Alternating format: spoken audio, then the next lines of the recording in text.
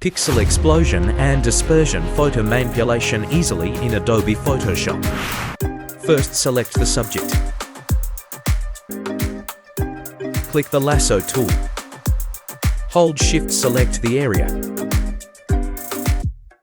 Ctrl-J, copy the subject layer. Select the background layer. Click the marquee tool. Right-click, choose the fill. I used Content Aware Mode, normal opacity 100. Select the subject layer. Ctrl-J, copy the subject layer. Ctrl-T, transform. Hold Shift, drag the layer.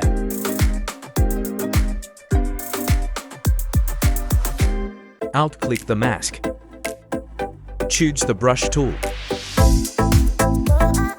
Following the process.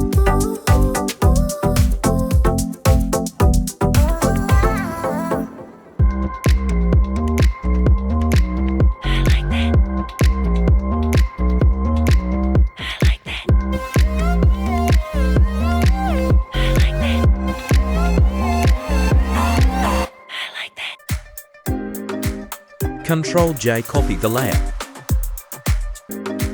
Click the filter and choose Stylize and Wind, then OK. Click the FX panel, choose the Drop Shadow.